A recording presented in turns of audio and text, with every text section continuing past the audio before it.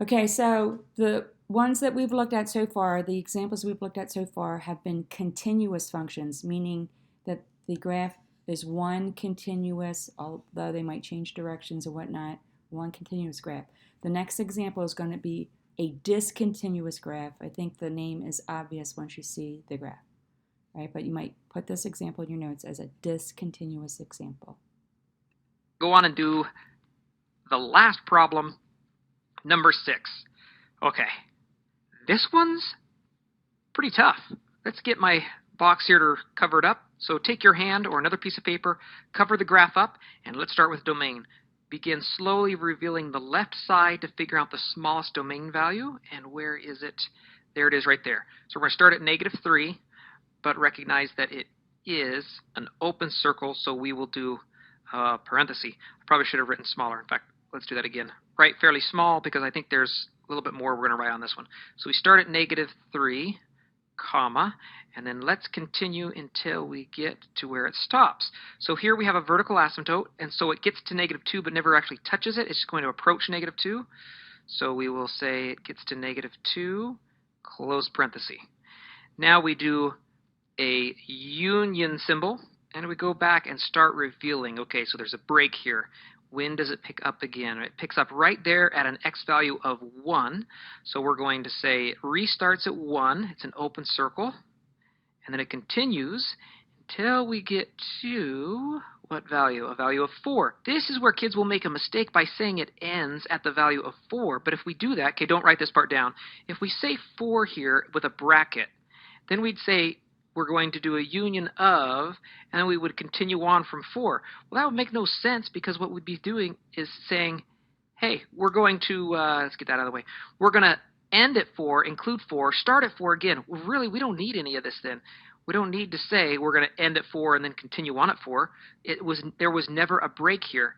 So we just keep going until it finally stops, which in this case is at the value of 6. So we're going to say 6 with a bracket. So we go from -3 to -2 for the x values, and then we start here at 1, and we continue on. There's never a break, see, because at 4 here it's still included. It never stops until you get to 6. I'm not sure he's abundantly clear here. This piece stops at 4, and it includes 4, and then this piece takes over right where like that one left off. So even though he stops at 4, he picks up at 4. So all the x values in between 1 and 6 are represented. So from 1 all the way to 6, there is some piece of a graph. If it's not this piece, it's this piece. Okay. Whereas you notice in here, there is a gap in between -2 and 1 in the inequality, and in between -2 and 1 on the graph, there is actually a gap where there are no x's. And even though this piece stops, this piece starts, there's no gap where there isn't an x represented. Interval notation. All right, now how do we do inequality? We're going to say, let's see here, we're going to have two statements. We'll say -3 is less than x, which is less than or, nope, just less than -2.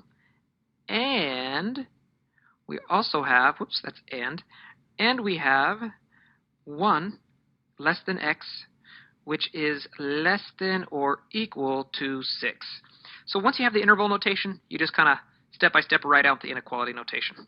All right, let's see if you can do the range on your own. If you want to pause it right here, just finish this off, and that'll be the end of our lesson. I'll have the answers appear here, see if you can do that part right.